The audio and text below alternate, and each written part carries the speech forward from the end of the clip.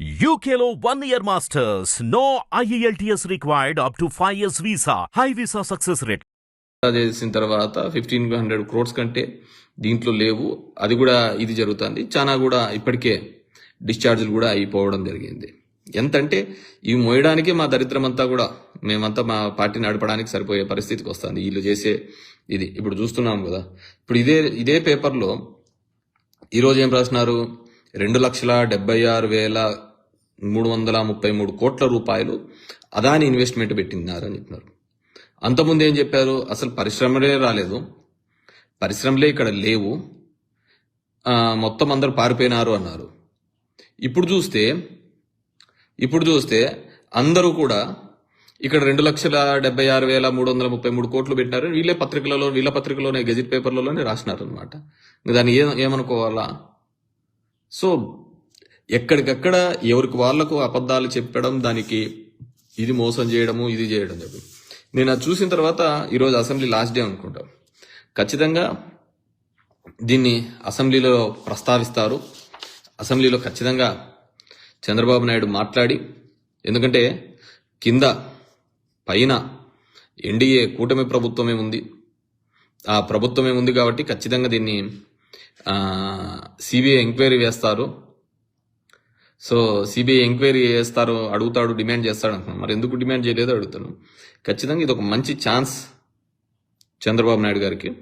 అదానీ మీద గతంలో ఇంతకుముందు అయిన ఒప్పందాల మీద ఈయన మీరు చెప్పిన 2,000 కోట్లు 1,700 కోట్లు ఏమైనా జరిగి ఉంటే సిబిఐ ఎంక్వైరీ కోరండి. ఎందుకంటే ప్రజాధనం ఊరికనే మనం ఎందుకు వదిలిపెట్టాలా?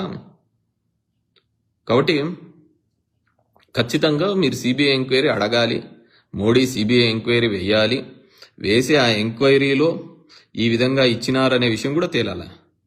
పాపం ఎప్పుడు మాట్లాడే వాళ్ళు ఇప్పుడు మాట్లాడటంలే అది సిబిఐ ఎంక్వైరీ గురించి. ఎందుకంటే ఇది కూడా ఒక లడ్డు కహాని లాగానే అయిపోయింది అనమాట. అది చెప్తున్నాను కదా, మా పార్టీకి నిందలు మోయడము, దాన్ని గడుక్కోవడము, ఇంట్లో నుంచి అందరూ వేయడమే, అందరూ నిందలు వేయడం, అది ఇది చేయడము, దాని గురించి మాట్లాడడము, ఇదే సరిపోతుంది.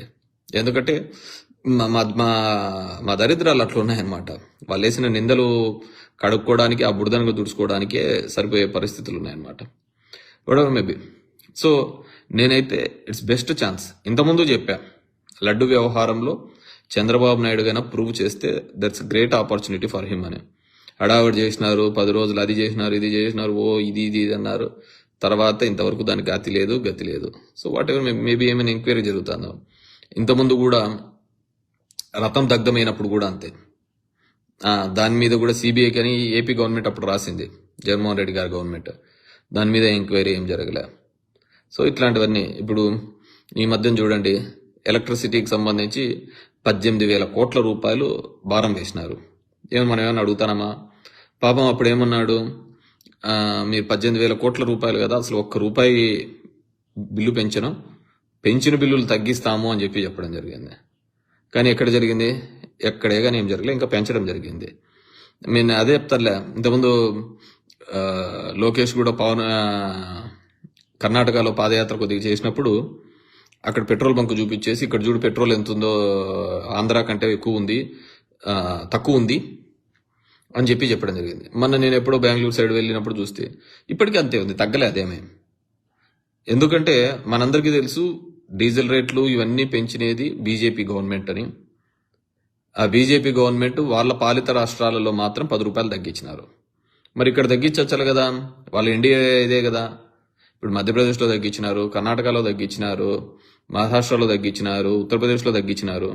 మరి ఇక్కడ ఎందుకు తగ్గిలేదు? అది ఎవరికి బెనిఫిట్ చేయడానికి? సో ఇలా ఉంటాయన్నమాట మా దరిద్రాలన్నీ కూడా. వాళ్ళ నిందలు వేయడము, అది సరైన టైంలో మేము రెస్పాండ్ కాకపోవడము, అది జనాల్లోకి నిజమని భావించడము, మాకు ఇబ్బందులు పడ్డం. అదేవిధంగా చూడండి, పాపం పవన్ కళ్యాణ్ గారికి 30,000 మంది మిస్ అయినారు అని చెప్పి ఇంటెలిజెన్స్ ఎవరో సోర్స్ చెప్పారు. మన అసెంబ్లీలో అడిగిన దానికి 32 మందో 46 మందో ఏదో ఒక నెంబర్ వచ్చింది. అంతా 2 డిజిట్ నెంబర్లోకి వచ్చింది. 30,000 ఎక్కడా, 32 ఎక్కడా అని.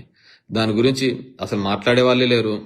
మా వాలంటీర్లందరూ కిడ్నాప్ చేసినారన్నారు, మా వాలంటీర్లందరూ ఎత్తకపోయినారు, ఇవన్నీ చాలా ఇంపార్టెంట్ సోర్స్ చెప్పినారు అని చెప్పేసి అన్నారు.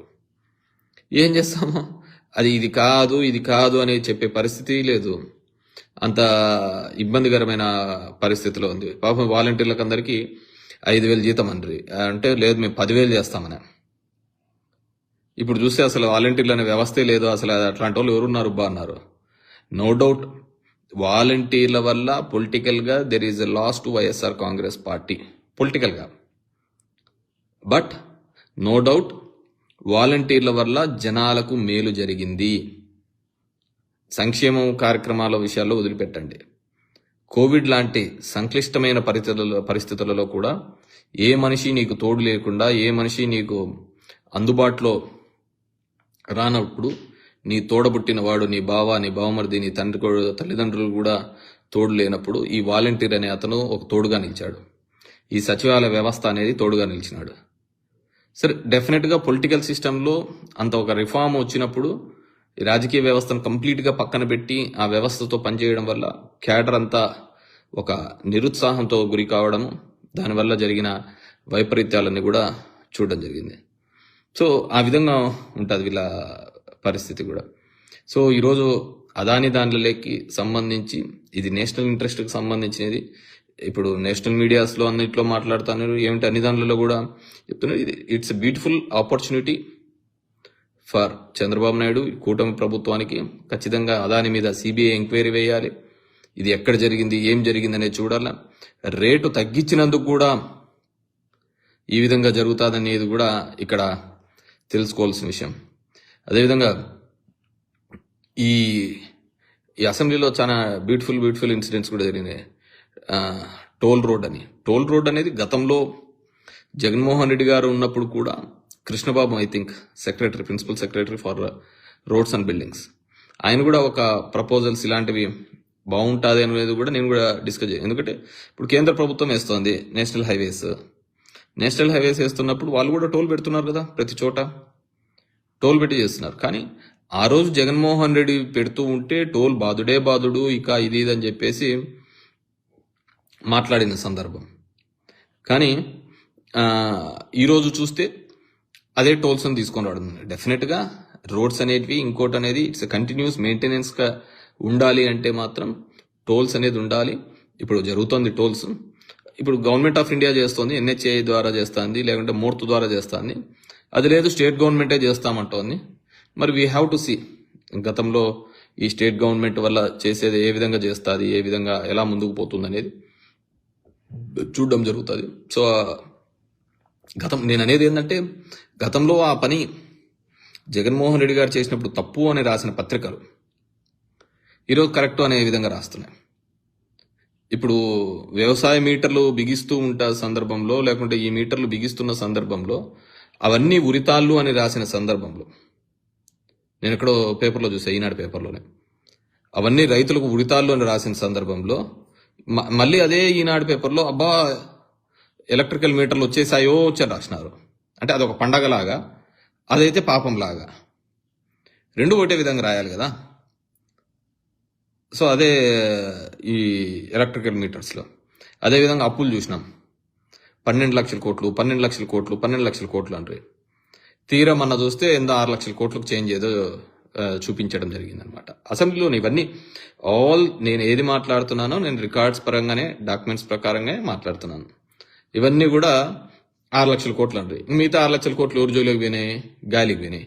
ఎందుకంటే గాలి కూతలు, గాలి మాటలు, ఓ శ్రీలంక చేసేస్తున్నాము, ఓ ఇది చేస్తున్నాం అని చెప్పేసి. మనం ఇక్కడ సర్చార్జ్ 1% పెంచితే బాగుంటుందని ఎవరి మీద పడుతుంది, ట్యాక్స్ పడుతుంది. సో ఇలాంటివన్నీ ఊరికే సరైన సందర్భంలో స్పందించక, మాట్లాడక, పదే తప్పును, పదే అబద్ధాన్ని చెప్పి జనాల లేకి తీసుకొని పోయే ఒక ప్రయత్నం. దీనిలో లేక ఒకడు అతీతులేం కాదులే, దానిలో లేక అందరూ. మన ఇప్పుడు లక్ష్మీపార్వతి గారు చెప్తూ ఉండే, దీనికి ఏముంటుంది, ఎన్టీ రామారావునే ఎక్కడికంటే అక్కడికి నాశనం పట్టించినారు పాపం. మనమంతా ఏమవుతుంది, జగన్ రెడ్డి అంటున్నాడు నా కుటుంబాన్ని ఏం చేసేకైతుంది దాంట్లో ఒక్కరికి. హిట్ టీవీ యాప్ ని డౌన్లోడ్ చేసుకోండి. ఇందులో short news, live news, entertainment movies అన్ని అవైలబుల్ గా ఉన్నాయి. Please download hit TV app. Hit TV app ని ఫ్రీగా డౌన్లోడ్ చేసుకోండి.